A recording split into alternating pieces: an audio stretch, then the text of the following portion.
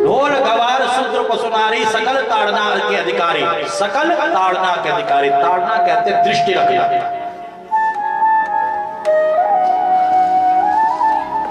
दृष्टि रखना। ताड़ना का मतलब केवल पीटना नहीं होता है, एक शब्द के अनेकों अर्थ होते हैं। शब्दकोश आप देख सकते हो, लोग अपनी अपनी बुद्धि से उसका अर्थ लगा लेते हैं, परंतु यहाँ पर ताड़ना का अधिकार मारना नहीं है, उस पर दृष्टि रखना है, उसको सही दिशा में ले जाना है। ढोल को अगर मारने लग जाओगे तो फूट जाएगा। गुरुजी फूट जाएगा नहीं फूट जाएगा? हमारी माताएं ढोलक बजाती है कीर्तन में, अगर उसको पीटने लगोगे फूटेगा कि नहीं फूटेगा बताओ? हमारे गुरमीत का जो है तबला कल फूट गया, बिना मारे ही फूट गया कल। वो तो अच्छा बात दूसरा लेकर के साथ में चलता है, वरना तबला बजता ही नहीं है। उसको मारने का मतलब नहीं है, उसको सही दिशा देने का मतलब है। सही से अगर ज्ञान होगा, सही से आप उसे बजाओगे तो बड़ा सुंदर स्वर निकलेगा, अपने आप पैर जो है थिरकने लग जाएंगे, बड़ा आनंद आने लग जाएगा। ऐसे ही जो अज्ञानी है, जिसको शास्त्रों का ज्ञान नहीं है, जिसको पुराणों का ज्ञान नहीं है, जिसको वेदों का ज्ञान नहीं है, आप अगर उसे प्रेम के साथ उस पर नजर रख करके उसको बार बार इस शास्त्रों का ज्ञान देने लगोगे तो उसे अपने आप शास्त्रों का ज्ञान आने लग जाएगा। वो गंवार नहीं रहेगा, वो विद्वान बन जाएगा, परम विद्वान हो जाएगा। और बात आई है सेवक की।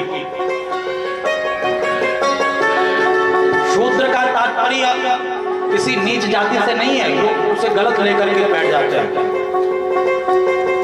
शूद्र का तात्पर्य है जो निकृष्ट कर्म करता है। निकृष्ट कर्म जैसे जो अपने माता पिता को मारता है, जो गुरुजनों को मारता है, जो पशु हत्या करता है, कहीं पर कोई पूजा चल रही, पाठ चल रहा, यज्ञ चल रहा, अनुष्ठान चल रहा है, उसमें जाकर के विघ्न डालता है। अरे ये क्या शूद्रों वाला काम कर रहा है? बोलते नहीं बोलते? बताओ जरा, ये क्या गलत काम कर रहा है?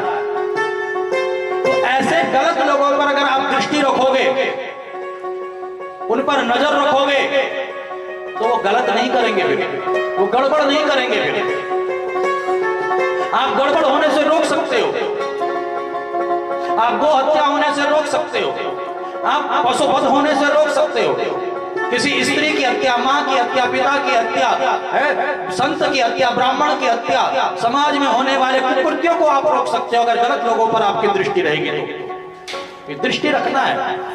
और ठीक इसी प्रकार से स्त्री के लिए कहा गया है, जब वह बालिका होती है, छोटी होती है, तो पिता की दृष्टि उसके ऊपर रहती है। रहती कि नहीं रहती है? बताओ जरा, माता पिता दृष्टि रखते ही नहीं रखते हैं? किसी आतताई की नजर न पड़ जाए, किसी अधर्मी की नजर न पड़ जाए। आजकल आप समाज में देख रहे होंगे, बहु बेटियों के ऊपर कितना बड़ा दुराचार हो रहा है, टुकड़े टुकड़े कर करके फेंका जा रहा है। आप देख रहे होंगे अंकिता भंडारी को अभी तक जो है इंसाफ नहीं मिला, न्याय नहीं मिला, कैसे उसको मार करके उसकी हत्या करके फेंक दिया गया। अगर उसके ऊपर उसके माता पिता की दृष्टि होती तो शायद वह बच जाता, और दृष्टि नहीं थी माता पिता की, किसी की भी दृष्टि नहीं थी, अकेले जंगल में थी और उसको मार दिया गया। वो जो टुकड़े टुकड़े किए गए दिल्ली में, अगर उसके ऊपर किसी की दृष्टि होती, उस बेटी के ऊपर माता पिता की दृष्टि होती, अड़ोसी पड़ोसी की दृष्टि होती, तो आज ताई उसके टुकड़े नहीं कर पाता, परंतु दृष्टि नहीं थी इसलिए उसके टुकड़े किए गए। तो बेटियों के ऊपर माता पिता की दृष्टि होनी जरूरी है। जब उसका ब्याह हो जाता है और वो पत्नी बन जाती है, तब पति की दृष्टि होनी जरूरी है कि नहीं? बताओ जरा, पत्नी गर्भवती है और पति उसके ध्यान नहीं रख रहा है, उसको डॉक्टर के पास ले जाना है, तो बेचारी तो वैसे ही मर जाएगी। वो घर में रह रही है, घर में कोई नहीं है, पति की दृष्टि नहीं है, पति उस पर नजर नहीं रख रहा है, कोई आदताई घर में घुस गया किसी बहाने, उसने दरवाजा खोल दिया और उस आतताई ने उसके साथ दुष्कर्म कर दिया और उसकी हत्या कर दी। अगर पति की दृष्टि होगी तो कोई आतताई कर सकता है ऐसा काम? जब वह बूढ़ी हो जाती है, बुजुर्ग हो जाती है, तब बेटा बहू की दृष्टि रहती है। मेरी सास को क्या चाहिए, वो दृष्टि रखती है। मेरी माँ को क्या चाहिए, मेरी माँ की क्या इच्छा है। मेरी माँ कथा में जाना चाहती है, मेरी माँ कीर्तन में जाना चाहती है, मेरी माँ सत्संग में जाना चाहती है, मेरी माँ बीमार है, इसे हॉस्पिटल लेकर के जाना है। जब दृष्टि होगी तभी तो सुरक्षित रहेगी बूढ़ी माता। परंतु यहाँ पर देखिए, फूट डालने वालों ने अर्थ का अनर्थ करके दुष्प्रचार करना प्रारंभ कर दिया। मैं आप लोगों से निवेदन करना चाहता हूं कि कभी भी किसी के बहकावे में मत आना, कभी भी किसी के दुष्प्रचार में मत आना।